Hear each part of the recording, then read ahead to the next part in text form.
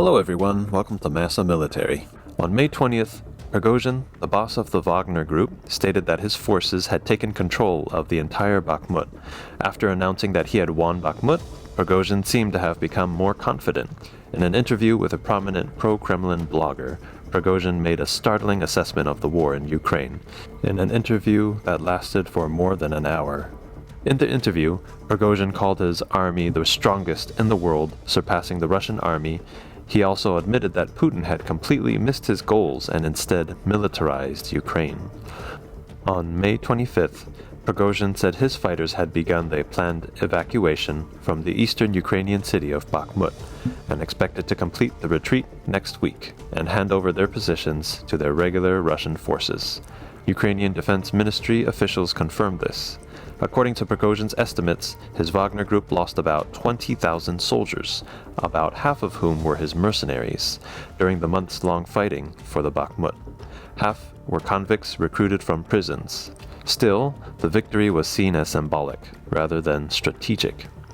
He also said Russia's goal of demilitarizing Ukraine had completely backfired and suggested that Russia should change the top military leadership.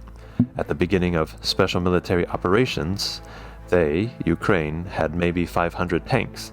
Now they have 5,000 tanks, he said. It turned out to be the opposite. We militarized it to the extreme. The private military chief also hailed the Ukrainian army as one of the most powerful in the world and said that Kiev could retake the entire territory of eastern Ukraine and possibly even the Crimean peninsula in an upcoming counteroffensive. The region is part of Ukrainian territory, annexed by Russia in 2014. After Russia launched a full-scale invasion of its Eastern European neighbors on February 24th last year, Ukraine received support and assistance from many countries headed by the United States and Europe, while Russia was subject to rounds of comprehensive sanctions and isolation. The Wagner Group has been fighting to capture the Bakhmut since October last year. Prigozhin repeatedly asked Russian Defense Minister Sergei Shoigu and the commander overseeing the Ukraine war, Valery Gerasimov, for not providing enough ammunition, and he criticized the regular Russian forces' cowardly behavior.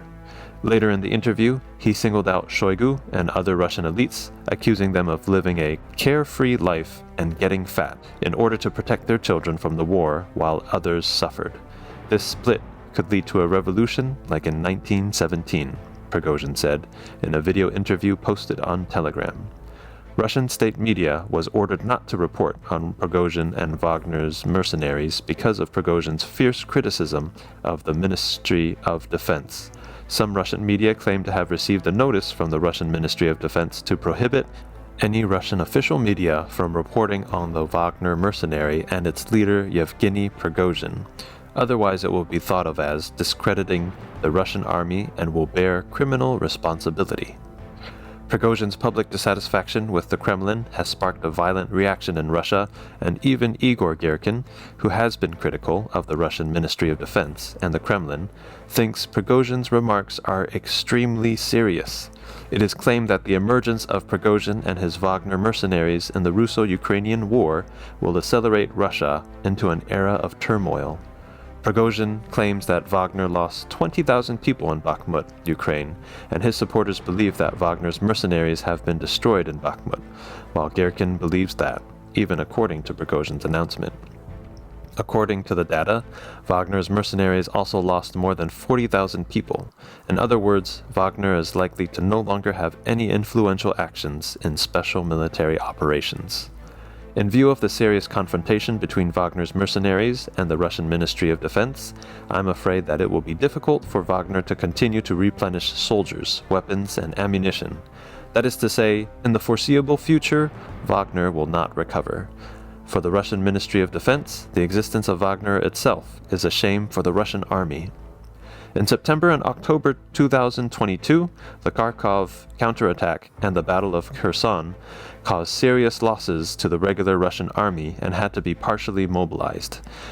However, the mobilized soldiers needed training so that the Udon battlefield would face a situation of shortage, so Putin had no choice but to send mercenaries to the front line of the battlefield on a large scale. On the current Ukrainian battlefield, it is said that Russia has 27 mercenaries and independent armed forces performing combat missions. Wagner is the most capable one, followed by Chechen armed forces, Cossack Legion, etc. The combat effectiveness of armed forces such as mercenaries is relatively poor. After the war broke out, Russian oblasts, or autonomous republics, formed one or several battalions and marched into the Ukrainian battlefield. In the Battle of Solidar Bakhmut, the combat effectiveness of the regular Russian army was obviously insufficient, and Putin had to rely heavily on the Wagner Group to attack. During the Russo-Ukraine War, the elite Russian troops fought less and less. Putin can only rely more on mercenaries and local armed forces, so that his control and status will be seriously challenged. After the war, how the Russian government balances the relationship between the regular army, mercenaries, and local armed forces will become a big problem. If things go wrong, or if Putin steps down, Russia is likely to embark on the road of division once again. Okay, that's all for today.